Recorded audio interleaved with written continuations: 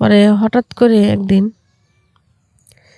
আমার সাথে এরকম বাজে করার চিন্তা ভাবনা করছিল। পরে আমি এগুলো বলছি যে দুলাভাই আমি এগুলোর মধ্যে নাই, আমি এগুলো করি না। পরে বলছে যে তুমি যদি আমার প্রস্তাবে রাজি না হও তাহলে কিন্তু তোমার বোনকে আমি তালাক দিয়ে দেব। সেই একই ব্ল্যাকমেল আমাকেও করতে চাইছে সে। তখন তারপরও না বলছি, অনেক রিকোয়েস্ট করছে, অনেক জোরাজোরি করছে, তারপরও না বলছি, তার কথা আমি শুনিনি। পরে এক পর্যায়ে দেখি না আমার বোনের সংসার অশান্তি চলতেছে। অশান্তি যদি আমি তার কথা না শুনি সে আরও অশান্তি করবে। পরে এক পর্যায়ে চিন্তা ভাবনা করলাম, মাথার মধ্যে নিলাম যে নিজের বোন তো, কারণ বোনের সংসার টিকানোর জন্য কিছু একটা আমাকে করতে হবে। আমি যদি কিছু একটা না করি তাহলে তো হচ্ছে না। সেই ক্ষেত্রে আমি আমার বোনের সংসারে বাঁচানোর জন্য আমি নিজেও রাজি হয়ে গেলাম। দেশে যেখানে আছেন সবাই আশা করি ভালো আছেন, আমিও ভালো আছি। ভাইয়া আপু সবার উদ্দেশ্যে আমি কিছু বলতে চাচ্ছি, কারণ কিছু ঘটলেই কিছু রটে। তো কিছু ঘটনা আমি আপনাদের মাঝে তুলে ধরবো, সেগুলি আপনারা বলবেন, সরি আমি বলবো সেগুলো আপনাদের কাছে। একটা কথা কি,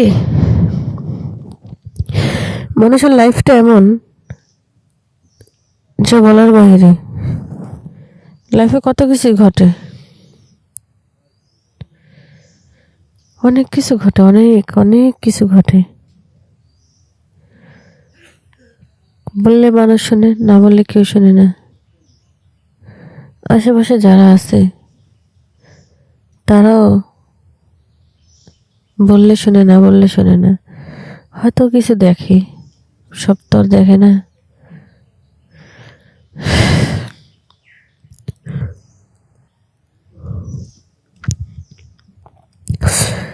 তো আপনাদের উদ্দেশ্যে আমি বলতেছি, আমি যে আজকে কথাগুলো বলবো সবাই মন দিয়ে শুনবেন, বুঝবেন আমি কি বলতেছি, তাহলে অনুভব করতে পারবেন কতটা কষ্ট নিয়ে আপনাদের মাঝে আমি আসছি, কতটা দুঃখ নিয়ে আপনাদের মাঝে আমি আসছি।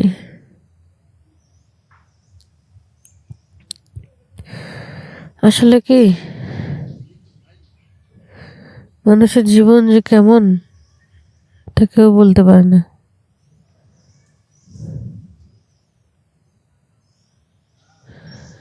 মানুষের জীবনে অনেক কিছু ঘটে, অনেক কিছু ঘটে। তো সেই ক্ষেত্রে আমি সেই রকমই কথা বলবো। আমার বাড়ি হচ্ছে সাভার। সাভারে আমার ফুল ফ্যামিলি আমরা থাকতাম। আমার ফ্যামিলির মধ্যে আমরা 4টা বোন, বাবা মা। আমাদের কোনো ভাই ছিল না, আমরা 4টা বোনই ছিলাম। বাবা মার খুব আদরের 4টা মেয়ে আমরা। আমাদের বাবা মা আমাদের খুব আদর করতো, অনেক আদর করতো, যা বলার বাহিরে। পরে আমার বড় বোনের বিয়ে হলো ইটালি এক ছেলের সাথে বিয়ে দিল। না সরি, আমার বোনের বিয়ে হয়েছে পরে আমার বাবা ইটালি পাঠিয়েছে আমার বোনের হাজবেন্ডকে।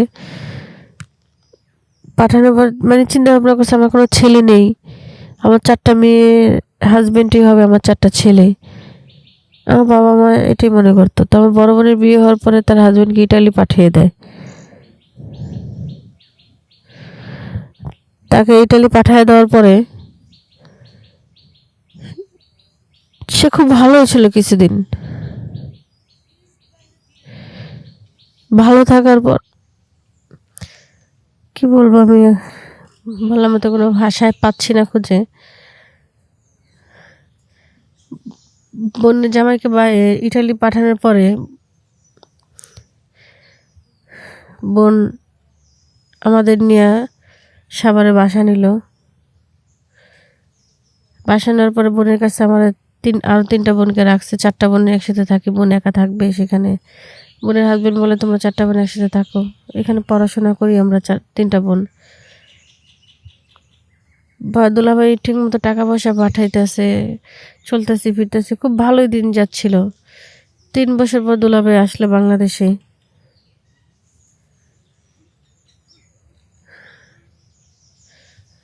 অনেক কিছু নিয়ে আসছে আমাদের জন্য। একে বড় ভাইয়ের মতো আমরা সম্মান করতাম, আমাদেরকেও ছোট বোনের মতো সম্মান করতো, যা বলার বাহিরে। মানে আমরা বড় ভাইয়ের অভাবটা পূর্ণ, মানে আমাদের কাছে, মানে বড় ভাইয়ের অভাবটা কোনো দিকে আমরা করতে পারিনি। মানে খুবই খুবই ভালোবাসতো। এক পর্যায়ে সে আমাদের,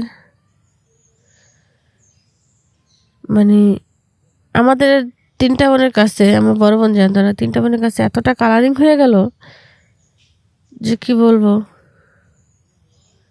বলার বাহিরে। প্রথমে আমার মেজ বোনের সাথে সে অনেক কিছু করছে। আমার বোন কাউকে বলতে পারে নাই, কইতে পারে নাই, সইতে পারে নাই।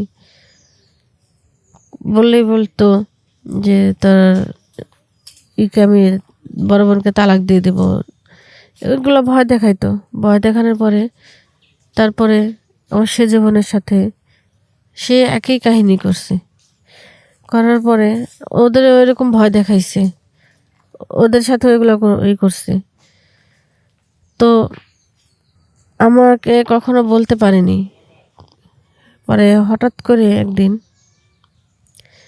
আমার সাথে এরকম বাজে করার চিন্তা ভাবনা করছিল। পরে আমি ওইগুলো বলছি যে দুলাভাই আমি এগুলোর মধ্যে নাই, আমি এগুলো করি না। পরে বলছে যে তুমি যদি আমার প্রস্তাবে রাজি না হও তাহলে কিন্তু তোমার বোনকে আমি তালাক দিয়ে দেব। সেই একই ব্ল্যাকমেল আমাকেও করতে চাইছে সে। তখন মানে তারপরও না বলছি, অনেক রিকোয়েস্ট করছে, অনেক জোরাজোরি করছে, তারপরও না বলছি, তার কথা আমি শুনিনি। পরে এক পর্যায়ে দেখি না আমার বোনের সংসার অশান্তি চলতেছে। অশান্তি যদি আমি তার কথা না শুনি সে আরও অশান্তি করবে। পরে এক পর্যায়ে চিন্তা ভাবনা করলাম, মাথার মধ্যে নিলাম যে নিজের বোন তো, কারণ বোনের সংসার টিকানোর জন্য কিছু একটা আমাকে করতে হবে। আমি যদি কিছু একটা না করি তাহলে তো হচ্ছে না। সেই ক্ষেত্রে আমি আমার বোনের সংসারে বাঁচানোর জন্য আমি নিজেও রাজি হয়ে গেলাম। হওয়ার পরে সে, মানে কি বলবো, এমন অত্যাচার করতো, এখন আমি মানে পুরাই মানে বিপদের মধ্যে আছি। আমি আপনাদের ভাষায় প্রকাশ করতে পারবো না। প্লিজ আমার কথাটা শুনে কেউ কিন্তু কোনো বাজে কমেন্ট করবেন না, বাজে কথা বলবেন না, কারণ পরিস্থিতির শিকার কিন্তু সবাই আমরা। কেউ চায় না কার বোনের সংসার কেউ নষ্ট করুক, সবাই চায় সবার বোনের সংসার সুখে থাকুক, শান্তিতে থাকুক। আমি পরিবারের ছোট মেয়ে, আর আমি তো তখন বুঝতামও না 2-4-5 বছর পরে যে আমার বোনের সংসারটা এরকম হয়ে যাবে, এলোমেলো হয়ে যাবে, সেটা আমরা কখনো ভাবতে পারি না। সে একা হয়ে আমাদের 4টা বোন জব্দ করে রাখবে, সেটা আমরা কখনোই ভাবতে পারিনি। কি বলবো, দুঃখের কথা বলার মতো ভাষা খুঁজে পাচ্ছি না। এখন আমি সেই অত্যাচারের মধ্যে আছি। প্লিজ আপনারা যদি পারেন আমাকে হেল্প করেন, আমাকে সাজেশন দেন, বুদ্ধি দেন, আমি কি করতে পারি। মাঝে মধ্যে চিন্তা করি থানায় যেয়ে তার নামে জিডি করি, তো সেটা তো করা সম্ভব হয় না। বড় বোনের সংসারটা নষ্ট হয়ে যাবে,